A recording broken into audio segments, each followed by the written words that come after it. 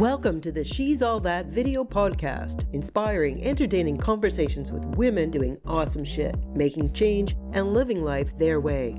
Conversations that'll leave you thinking, damn, I'm glad I heard that. She's all that. Well, 2020 has taught us all more than we ever wanted to know about virology, pandemics, and people's ability to politicize just about anything. It also placed the issue of race more solidly in the foreground than it has been for half a century. For Janelle Benjamin, my guest today, the killing of George Floyd and the ensuing Black Lives Matter protests galvanized her to take her 15 years as a diversity, equity, and inclusion professional into her own hands to form her consultancy, All Things Equitable, to move the needle on this deep and chronic problem and help companies and organizations fast-track their process in this journey of positive transformation. Settle in for this episode to hear how Janelle's addressing all this through her business and some of the exciting international projects that she's involved with driving change. She's all that. So today, as I said, I'm here with Janelle Benjamin, and I'm so pleased you could be here with me today. Thanks so much for taking the time. Thank you so much for having me on, September. It's a pleasure to be here. I'm really excited about our conversation today. We only met, and that was actually online through LinkedIn. It was just even a couple months ago. Early September, late August, you were just getting your new business up and going, and your business is All Things Equitable. That's right, September. And I remember when you reached out, I just thought how fitting that we were chatting in the month of September, and that you had such a lovely name. Oh, thank you. Yeah, as I recall, there was, I think what kind of brought us together, we ended up in the same conversation on LinkedIn, and one of our co-LinkedIn members had written something about the need for diversity and equity in the workplace, and there was hundreds of people got on that thread, and surprisingly, some of them were quite resistant to the whole idea. I mean, And one of the people was actually an HR professional, and her comment was, "Oh my God, are we still talking about this? It's 2020." And how shocking is that? My comment was, yeah, we have to keep talking about it until it's no longer an issue. And I think that's where we kind of ended up getting connected. And I thought, I need to have this woman on my podcast because you're doing some really amazing stuff. But before we get into all that, just the whole issue of diversity. So what is the impact of a workplace that does not have the diversity and the equity that it should? So many impacts, September. I think a lot of decision-making is poor because organizations don't have diverse perspectives at the table, right? Diversity of thought, as we know, the contributions for having different perspectives there can be enormous to the bottom line. But on top of that, it's really, really difficult for people who are within those workplaces if they don't see themselves reflected in the greater population, right? So where you have very low numbers of a particular historically marginalized group, whether that be LGBTQ or people with disabilities or racialized people, it really has impacts to your self-esteem, to your morale, to your loyalty to the company, your thought processes around whether you can advance, your mental health. So there's so many. Yes, and really not inconsequential there. One of the first things you said, impacts to the bottom line. That's huge. It's shown that companies are more productive when they've got a better diversity, better equity happening in their workplace. But also the whole thing of representation, that is a thing. And for women as well, if you walk into a workplace and it's, you're one of very few women, it's hard to really feel like, I belong here. Absolutely. It's really, really difficult for people to feel like they fit, like they belong, which is such a huge conversation now in the diversity, equity, and inclusion space. It's like, do I actually belong here? Will my contributions be respected and valued? And you're right, if people don't see themselves reflected or they're not represented, they're less likely to want to remain. They're less likely to want to give their fullest and their best, exactly. Which is what organizations want, right? So it's actually counterintuitive to organizational wellness if it is that they're not fully engaging their workforce. Exactly. I was thinking that very thing. I mean, some people might think it's a trivial matter to say, oh, you're not feeling really good. But if you want the best work out of your people and the most productivity, and they're bringing their creativity and their energy to your company, and who doesn't want that? That's what you're paying them for. Yeah. They've got to feel good in the space. Absolutely. They got to be happy to come to work. We spend so much of our time there. It's where we spend the bulk of our day. leave our families for most of our day. We just, shower, eat, and sleep at home, but we're spending so much time with our coworkers. So we should be happy in those environments. For us. But then wider ramifications. Unhappy workers, if you're feeling disrespected, if you're feeling stymied and frustrated and just being ground down day to day in work, you're going to take that home with you. And that then impacts your family and your friends and your relationships. And just so it just ripples out into society. Absolutely. So you didn't start out in this. Where did you start out your career? Well, it's interesting. I mean, I didn't start out as a consultant, but I've been in the DEI space, diversity, equity, inclusion space for a very, very long time. So but you've got a background in law, have you not? I do. But even before that, like I kind of see my journey as kind of being part of who I am from like inception. Having my own experiences of discrimination and harassment and marginalization, even in youth as a teenager, and then, kind of leading myself to an undergraduate degree, even in sociology. And then going into law, of course, and policy, taking courses in human rights. So even before becoming a consultant, looking at the issues of the marginalized in the community has always been part of who I am. It's part of my volunteerism on boards, on certain commissions, and it's been a common thread through my employment. So my start, I guess, would have been right after law school, working at the Ontario Human Rights Commission. And from there, working at the Office of the Fairness Commissioner, and constantly working in places where I'm investigating issues of harassment and discrimination. I'm dealing with issues of workplace equity on one policy or program initiative or another, developing programs on behalf of certain communities, administering grants and all types of things through nonprofits, and then advising boards and different stakeholders, like the regulatory bodies for different health or non-health regulated professions, on how to actually include people, how to have inclusive policies, how to review their practices to ensure equitable treatment. So it's been a common thread throughout most of my life, just really, even my personal life, right? Advocating for people and for myself where inequity has taken place in my own life. So the DEI, as it's called, if we look on LinkedIn, people are DEI professionals, diversity, equity and involvement, inclusion. Yes. That is a new-ish profession. I mean, obviously the need's been there for millennia, but it's a newish profession. Over the course of your career, how did you see it shaping up and solidifying, and when do you think it really got traction? Honestly, I never saw myself just going off on my own and becoming a consultant. It was never a dream of mine, right? It's not a dream of, I don't think, anybody's, unless it is that you have that entrepreneurial drive, right? You just want to work for yourself, but that hasn't been part of my story. For me, I was socialized, like the majority of us, to go to school and get a job, right? So even through the pandemic, as I was unemployed, I was actively seeking employment, and I still continue to throw my hat in the ring here or there at the same time, where I see great opportunities and where I feel like I can really lend my skills. So what was that moment? What was that moment that made you think? I'm coming to this because of my personal experiences in workplaces that have led me to say, okay, I have to, number one, I think as women, it's really important that we not have all of our peas in one pod, so to speak. Tell me a little bit about that.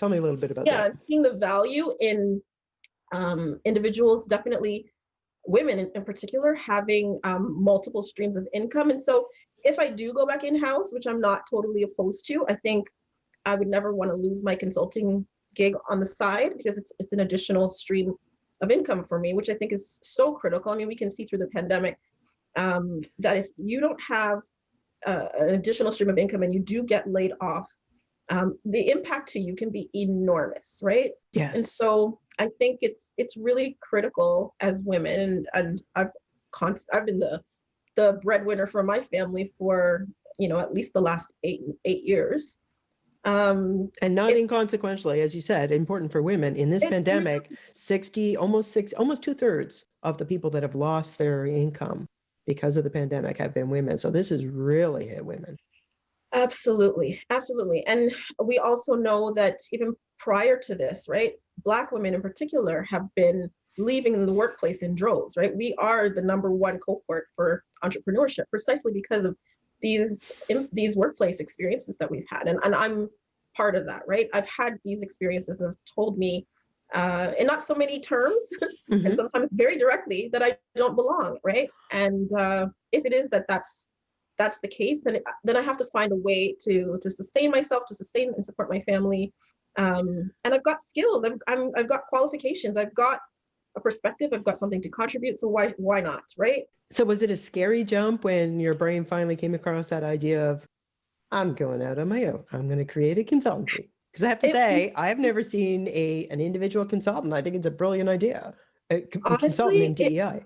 It wasn't scary. Honestly, I think post George Floyd, and then for me, Amy Cooper, where, she was the white woman in the park, in Central Park in the US, who called the police on the black male bird watcher. That for me kind of just solidified, like, all guns blazing, I'm going to do this. There's no stopping me. I'm sick of working in places where invariably someone or another feels that me as a black woman, I just don't belong there, right? It's the exact same thing that happened in that park, that happens in workplaces, that tells me that I don't fit, that tells me that I don't belong. And privilege and power is used to have me removed. And that experience for me is like, enough. I'm going to do this. I was feverishly like working towards this because it's like, I've got something to say. I've got something to contribute to this movement for social justice. I've worked in different sectors in diversity, equity, and inclusion for such a long time. And I have a lot to contribute in terms of advising organizations on how to treat people better so they don't have the experiences that I have, right? And as we said before, and it's not just about that individual. I mean, that's important, but it ripples out and has impacts on everything, the company and beyond.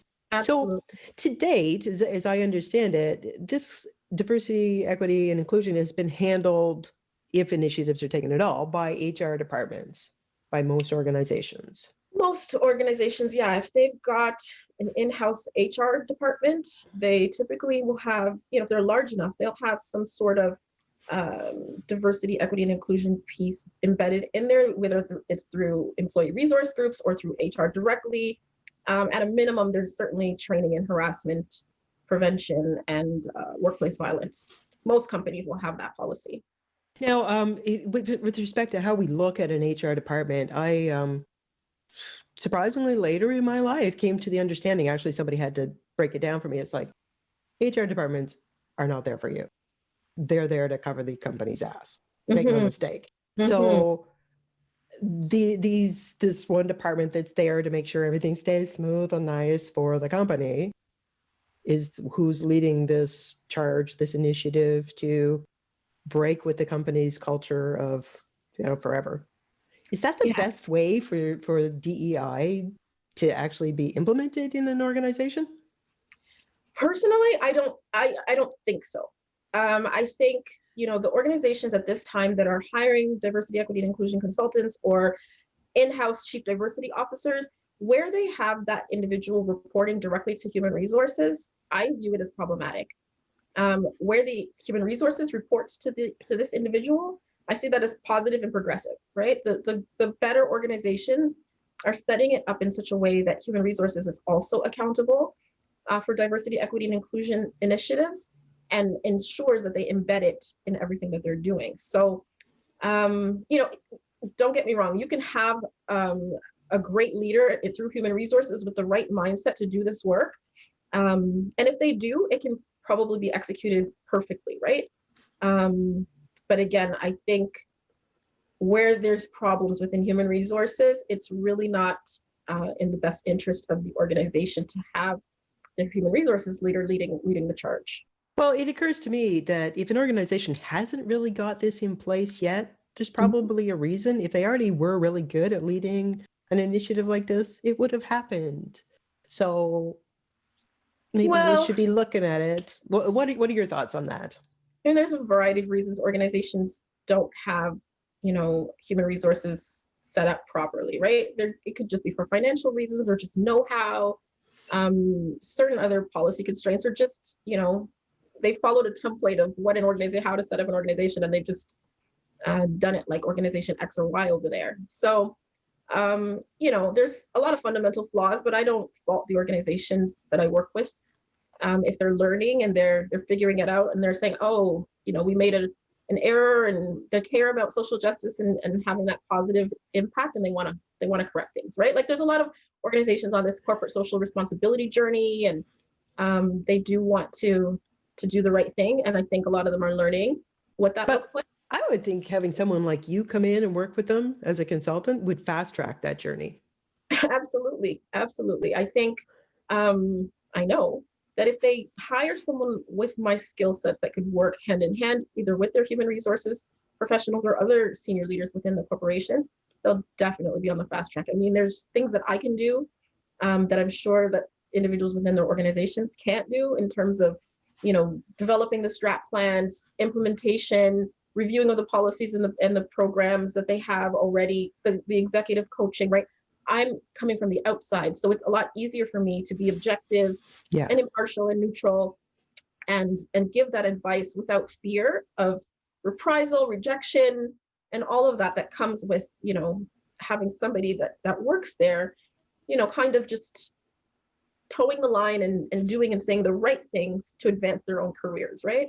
Yeah, so exactly. A little bit of an issue of a lack of neutrality when it comes to having these recommendations made from somebody within the organization. Yeah, because that person in the organization has imperatives for their own life and career, kind Absolutely. of vying with those of the DEI initiative.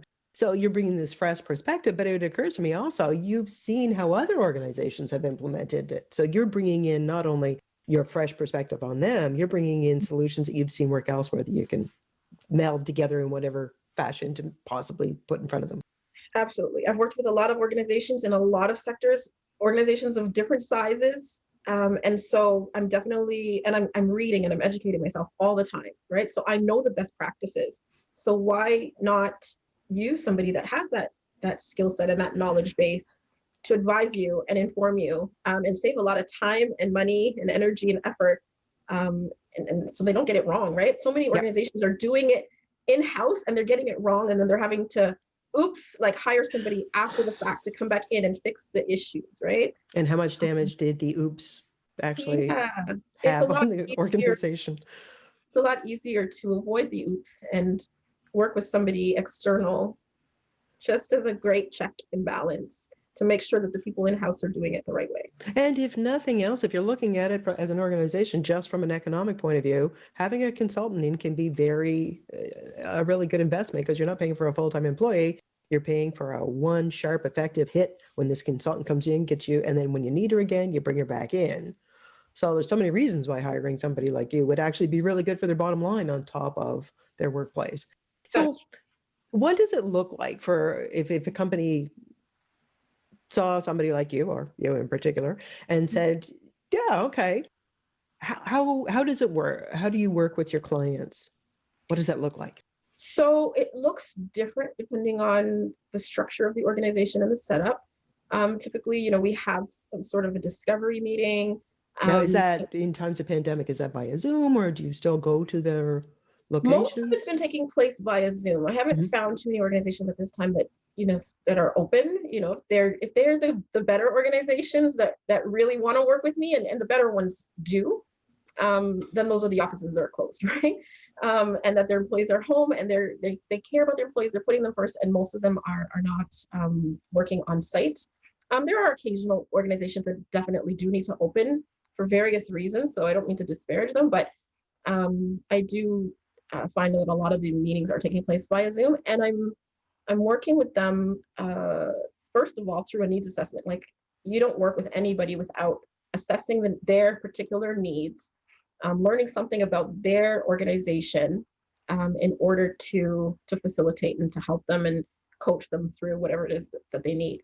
So you tailor each package for the needs of the corporation, for the makeup of the corporation. Absolutely.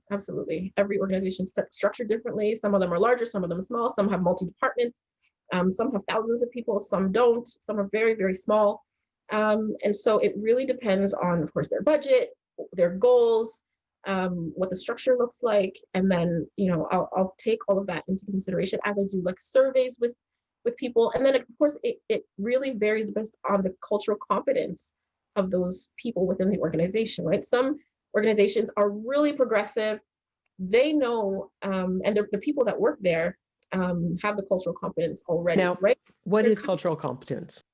So cultural competence, oh gosh, how do I put this into words? It is a spectrum, and I view it as a spectrum with no end. And it really means it's an assessment of the individual, right? It's looking at individual people within an organization to determine how aware are they about issues of historically marginalized communities, right? How familiar are they with issues of equity, and the needs for women, the needs for LGBTQ plus communities, the needs for the Latinx community, certain other racialized populations, Black people, you name it. If they are an organization that is aware and progressive and they don't need the full scope of, DEI consultancy, then I can work with them as well. But some organizations, the leaders are not as culturally competent, and that's okay. Like, I've had people come to me and say, Janelle, like some of us here, we really get it, but some don't get it at all. Some don't see the value. Some you're going to really have to handhold. They don't understand white privilege. They don't understand white supremacy. They don't understand what all this noise is all about in the community, right? How do you deal with that? I mean, where do you even start? Well, you start by taking them where they are, right? Recognizing that everybody is not going to be at the same spot in terms of cultural competence. And you do the coaching, you do the training, you do the educating to get them to a place where they can see the value in these initiatives, right? And then once they see the value, then you can take them further, right? But it's first of all like getting the light bulb to turn on for some people that not everything is equal in society, that this isn't just a whole bunch of noise, and that these issues are not going to just fade into obscurity, right? I think George Floyd is just really a reckoning for the world. Yeah. And so it's not going to go away. It's not going to go away quietly. Organizations, leaders, they definitely need to get on side and do something to benefit the people that they have within their walls. Okay, I have a question. This might be a tricky question. It's just kind of occurred to me. I mean, having worked in non-diverse workforces myself as a former mechanical engineer, the people that, the ones that I've seen, that when it comes to, okay, we're going to have some diversity training, or we're going to talk about, we have these sexual harassment training, they're like, eye rolling and sighing, and like this kind of condescending, patronizing, well, here we go again. How do you get it across to them that this is actually a good thing for you, as much as you feel like you're losing ground and your position, your privilege, I mean, really, frankly, privilege is being curtailed? Yeah. How do you deal with that? I don't advocate for just going in and delivering training, right? I don't like that approach at all, because and it's usually the worst training, because if a company needs it that bad, then they're usually buying some really crappy prepackaged online learning thing that's like total waste of time. Yeah, I do like to find out where people are, what training have they had previously, and then address whatever the gaps are. So once you can figure out what the gaps are, then you can provide something that's a little bit more meaningful. And then again, it really does come down to, okay, what's the cultural competence of the people that are going to be in the room listening, and are they on site? And so I typically will work with communications teams, whether they're internal or I bring my own, to develop strategies in order to get the people in the workforce to be part and parcel of this movement for change, right?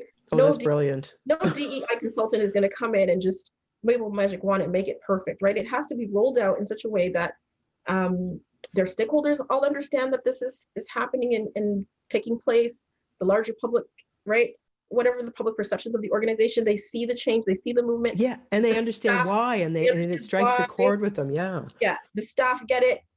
It has to be embedded truly into everything that they're doing in terms of their operations, in order for everyone to either be on side or realize, you know what, I'm not aligned with the values of this place. I got to get out of here. And that's okay. Like, organizations have to be prepared to know that they're going to lose some people, either voluntarily or involuntarily. And if the people that you're seeing that are the most resistant to change and the most hesitant over a certain length of time, and their values are not aligned with yours, it's okay to let them go. It's okay if they move on. That's just life, right? And it's about finding people that can work with you and for you, that support where it is that you want to take your organization. So that communications piece, as you said, you work with a communications team. Is that individualized, customized for each organization, or do you kind of have a template? Absolutely, right? Because every organization is going to want to communicate a different vision or mission or different values for themselves, right? Some are going to say social justice, and some are going to say anti-Black racism. Some are going to say, patriarchy and white privilege and white supremacy, and others are going to stay away from those words. Some are going to be more comfortable to say equality, and others are going to be more comfortable to say equity. And that's okay, right? Like, you have to take the organizations where they are, communicate their vision, and nudge them along, as I said, that continuum in terms of cultural competency. So you're waking them up slowly along this journey, right? If they're today, they might be saying equality and diversity, equity, and inclusion, and then tomorrow they might be saying anti-Black racism and oppression, and and they're ready for those harder sounding terms. Harder sounding, but refreshingly authentic and genuine. It's like, instead of sugarcoating it with all kinds of words, there's like, what are you even really talking about? Why are we alluding to this? It's like anti-Black racism. Yeah, but it's depending on the industry, right? And what they need to communicate to their stakeholders. If they start using that language, all of a sudden, their stakeholders are going to be like, what the heck is this? They might know that they want to get there in 10 years. Yeah. But 10 years? Well, they need a plan to get them there. Like, if they haven't done anything, they haven't even had internal human resources, they haven't had a diversity and inclusion strategic plan ever, their organization is homogenous, they're going to need a lot of time to change. And 10 years is hardly a long time. Like, it's a reasonable amount of time for an organization to truly overhaul its processes and practices. And I'm happy to work with them that long if that's what it takes, right? Like, we can develop a plan today that takes you through the next year, the next 3, the next 5, the next 10, to an organization that what do you want to look like? What do you want to sound like? What do you want people to know about your organization? And how do we get you there? Even if it is, you don't look anything like that today, that's okay. Yeah. So I was going to ask you, like, how long does this take? So as you said, it depends on the organization. Where they are now, it could take a decade. Well, as you say, that's a drop in the bucket in terms of organizational time. Okay, so varying amounts of time. When say if it was a 2-year or a 5-year or a 10-year thing, is that like you are on the payroll, they're paying for you full time, or can you kind of set them up and you're in and out of their organization? How does that work? I mean, in terms of payment structures, there's different options, right? If they want a retainer, I'm happy to be on one. They can, we can develop a reasonable amount, and I can give them the consultation advice on a monthly basis. It can be, we develop something robust and extensive for the first, 6 months, year, and then I can scale back and I can have a check-in at, the next, 6-month mark, and then 6 months after that. And then, 3 years down the road and 5 years down the road, we could revise the plan, right? Does it still reflect your mission, vision, and values? It really just depends. So I'm putting myself in the shoes of that person who's working with you. They are that point person or part of the point team in the organization. In between those visits and check-ins with you, they're probably going to have moments when it's like, I'm losing the plot on this. Can they just then get in touch with you and get on a call with you, and you're there as their advisor? Absolutely. I'm happy to do that. Actually, it's my preferred method of working. Like, I don't like working with organizations and then just dropping them and leaving them high and dry. I do like follow-ups. The nurturing and support on that journey for them. Yeah, it's a I'm just a relationship builder by nature, so it's just part of who I am to care and to know that people are doing well, and that things are going well, and that the plans that we made Are they working? Are they not working? And if they aren't, let's talk about that. Let's revisit it. Let's revise and reevaluate. That is just so exciting to know that there are companies actually and organizations actually making an effort in this area. Yeah, For the most part, what's the biggest impetus? What is it that really, I mean, as you said, this year we've had some events, George Floyd and Amy Cooper and so many others, that's really brought it to the fore and to the front of everyone's perception of what's going on. Mhm. Generally speaking, for an organization, what is the event that nudges them into, okay, this now has become crucial? Is that like a government imperative, or is it, where does the change usually stem from? It honestly, it depends on the organization. From some, there's like a groundswell within the organization from the staff. Sometimes it's Nice. outside funders or partners, or So what would that look like? The outside partners or funders are going, yeah, get your act together. We're more comfortable if you're.